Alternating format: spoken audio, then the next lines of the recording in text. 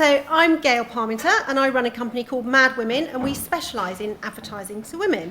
I'm also taking a master's degree at the moment at Bristol University in politics and gender.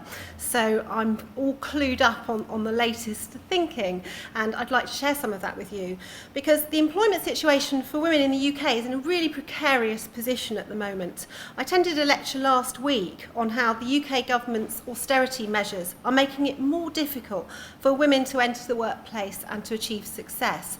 Although a lot of MPs are saying that gender equality has the potential to increase GDP, they're not putting their money where their mouth is. Gender audit of the budget conducted by the Commons Library shows that financial policies are hitting women 3 times as hard as men, with more than 70% of the revenue raised from tax and benefit changes to come from female taxpayers.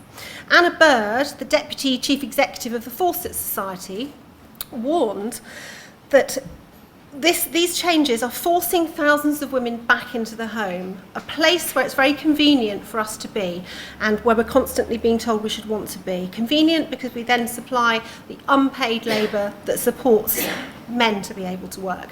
Heather McGregor spoke at our last Women at Work conference, and she's a mother of 3.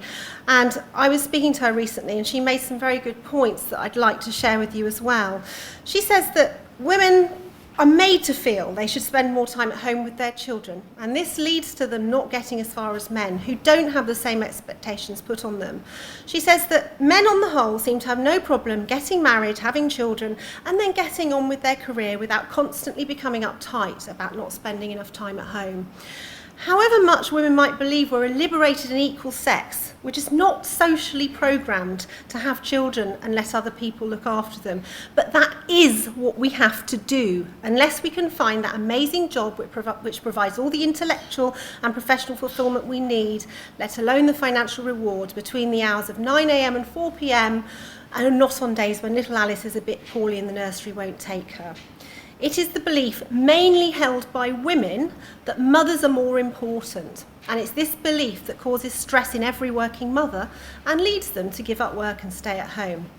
So this is from Heather, and her solution is this: stop feeling you have to achieve perfection in every sphere of your life. Will inevitably leave you feeling increasingly stressed. Lose that guilt, sister, and you could be on your way to career success. That's a message from Heather, who I think is very sensible in what she says. We can't have it all, we just usually end up having to do it all. Our speaker, Geraldine Gallagher, will be able to tell us more about how women manage or should manage their careers and children. She specialises in maternity coaching. And in her roles in business and in executive coaching, she's developed a theory of how women's career trajectories are very different to men's. And once we realise this, we can work with it instead of against it.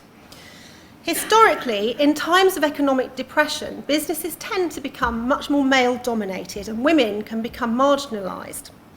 Women end up doing well in lower paid, part-time or flexible jobs because this enables them to provide the unpaid labour at home that allows men to take the more important full-time, non-flexible roles, in short, the more powerful jobs. So there is an argument that women should not be asking for flexible and part-time work, as this only perpetuates the status quo. Our speaker, Juliette Bawtry from the IPA, agrees that while there is a need for part-time and flexible working to be more accepted, it may well be something that holds women back if it's seen as a purely female issue. And even now, recently, the government has extended the same rights for flexible working to men as they have for women, until men actually want to and do take up flexible working and part-time working. Is it something we need to avoid if we're going to be successful? That's a big question. And it's a big question in advertising, because our industry is one of the most masculinised of all, as Nicola was saying. Being at Bristol University, I've got access to quite a lot of research reports, and a very interesting one landed on my desk the other day, a 2012 research report. And it states this: the advertising industry works on a survival of the fittest model, which favours masculine behaviour. In the British advertising industry, the locker room culture is one of masculine power, competition, male bonding, and the sexualisation of women. And that's a recent research report. Richard Eyre, who will be talking to us about his ideas for getting more women on boards, says that when recruiting, boards often look for signals of aggressiveness and competitiveness in candidates, which are seen as very masculine attributes and often seen as very unappealing traits for women to have. He said he was hoping that in advertising this wasn't true. Well, I'm sorry, Richard, but it's never more true than in advertising's testosterone-fueled boardrooms. You know that Mad Men programme? It's actually quite accurate. He also mentions the importance to companies of preserving their culture. And this can be the very reason why they replicate their culture, because their culture is very blokey, so they replicate this by hiring more blokes. Some agencies are actively trying to change things by putting in place strategies that support women's needs. And Rachel Headland, MD of Saatchi X, and Kate Stanners, Executive Creative Director of Saatchi's, will be talking about what their agency is doing to try and change the culture from within. We've got Chairman of Abbott Mead Vickers, BBDO, Scilla Snowball. She's had a truly amazing career path. And she has said that gender has never been an issue that's come up and has never been a handicap or a hindrance. So it will be really interesting on how the culture within her organisation is generous in their acceptance of women at the top. Because work culture is something we all want to be part of. We don't want to be not part of our work culture. So it's not surprising that when women work in a masculine culture, they will become more masculine. In the research study, all the women interviewed stressed the importance of acting like one of the guys. They said they joked around with them, became outgoing, and discussed topics that guys enjoyed. But there can be a downside to being one of the boys. This is the problem for women. The research shows that the tactic doesn't always work. They say the very assimilation that the women in the study strive for had a destructive effect on their career prospects, because making dick jokes and all that goes against the ideals of femininity. According to the research, a similar situation occurs when women try to be aggressive, characteristic that's vital to success, particularly in creative departments. Many of the women interviewed pointed to a double standard, saying, when men are aggressive, people say, yeah, he's tough, but he's got a good book and he does a good job. When a woman does that, she's a bitch. No one wants to work with her and she gets labelled difficult. That's something I know that I've recognised in my career. Playing that fine balance between being tough but not being seen as a bitch. It can be very hard for women. The women who took part in the study also reported that it was difficult for women to see a path to success in a field dominated by men. They felt they were unfairly kept back from reaching the upper levels of the agency, pointing to lack of recognition and financial reward as a reason for leaving, saying the guys seem to get it a lot faster. They get the promotions, they get the money quicker, and it's not because the women aren't doing great work, it's just that it's not being handed to them. And even when women do reach the top rung of the ladder, they still face fiscal discrimination. The advertising industry remains the worst offender in terms of pay differentials, with male directors earning an average of $71,000 and their female counterparts earning just 57.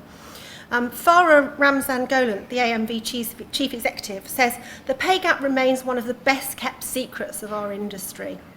So it seems that achieving status and success in advertising is still based on masculine values. So women have to actively find strategies to succeed. Men don't face these challenges because masculinity is the dominant role for their gender and their profession. There are those who disagree that success is anything to do with gender, saying that advertising is a meritocracy where if you're good enough, you will succeed regardless of gender, race, age or class. If this is true then, it is extraordinary why our agencies are still run by mainly white middle-class men.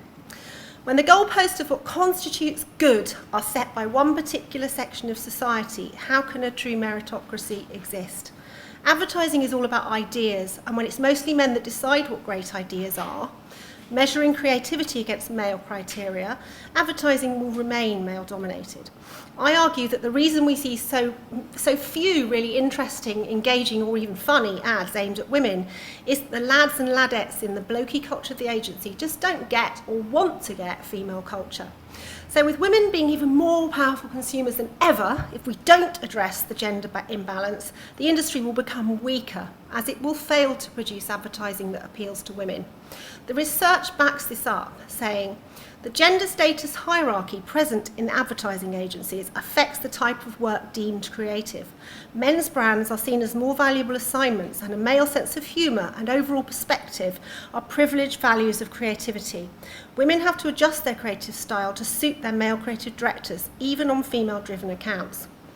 When 85% of all purchase decisions are made by women, marketers and ad agencies have to make better use of female resources, inputs, ideas and creativity. In the words of Bill Gates, any country where half their population is not allowed to reach their full potential is not going to be competitive. So I hope my rant has fired everyone up for a great discussion. A couple of things just to mention: the hashtag on Twitter, please do use it, if nothing else, to keep Nicola informed of what's going on, and please connect to the free Wi-Fi. There's going to be a networking brunch after the presentations, and the speakers will be staying around to discuss the issue, so please stay around if you can.